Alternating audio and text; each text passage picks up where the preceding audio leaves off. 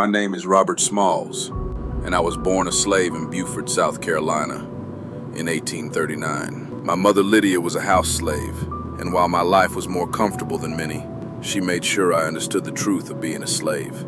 She took me to the jail yard to watch whippings and to the slave auctions to see men, women, and children sold like cattle. She wanted me to feel the cruelty in my bones, to know that this was not a life to become complacent with.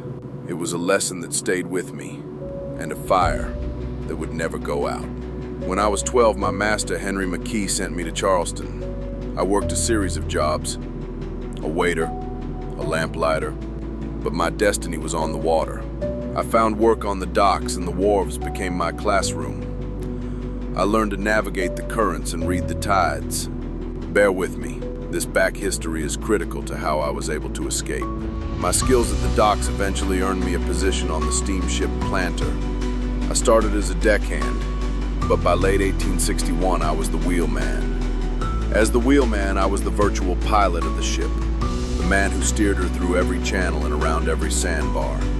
I had the knowledge, the expertise, and the responsibility of a pilot, but because I was black, I was not allowed to hold the official title. The Confederacy relied on my skill to transport cannons, lay sea mines, and survey waterways for their war effort. Yet they saw me as nothing more than property. That contradiction was a constant reminder of why my freedom was worth risking everything for. Every mission was a lesson for me.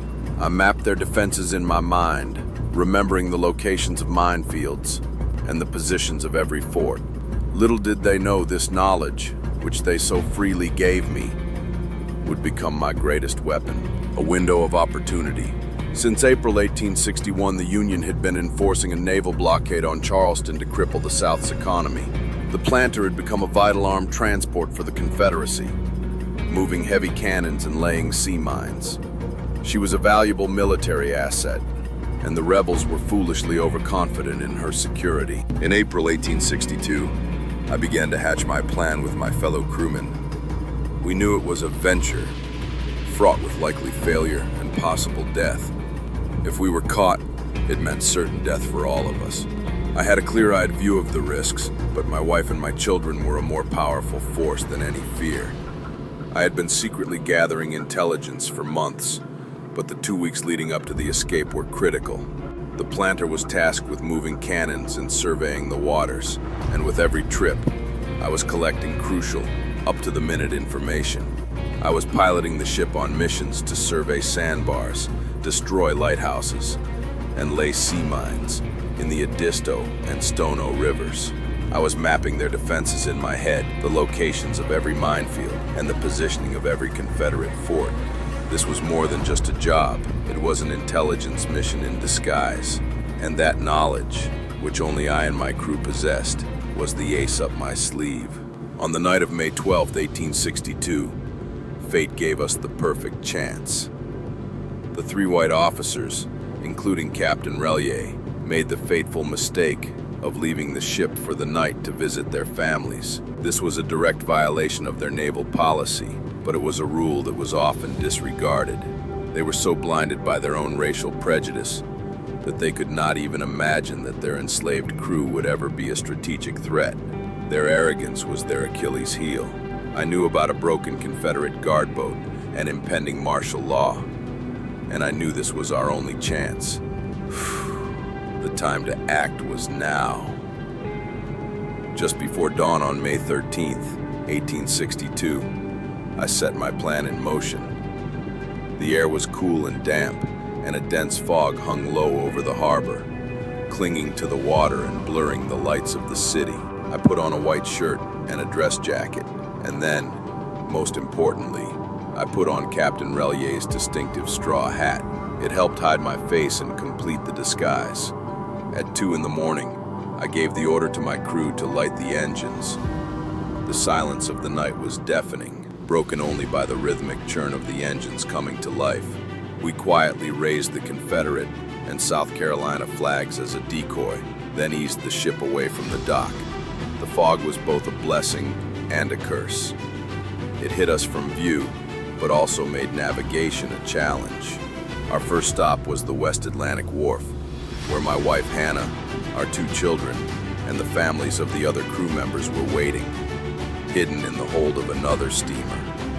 With everyone on board, our perilous adventure truly began. The ship's engines hummed a steady, low rhythm as we sped toward the mouth of the harbor. The greatest challenge still ahead, navigating the gauntlet of Confederate forts and artillery stations, including the formidable Fort Sumter. My years of piloting the harbor and my cool demeanor were all that stood between us and certain death. I could feel my heart pounding in my chest, a frantic drumbeat against the stillness of the pre-dawn air. As we approached each checkpoint, I would lean on the window and fold my arms just as Captain Relier did, then blow the correct coded whistle.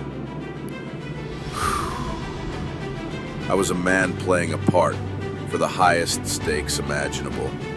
We passed 5 different forts, and our ruse was so perfect that we passed Fort Sumter as coolly as if General Ripley was on board.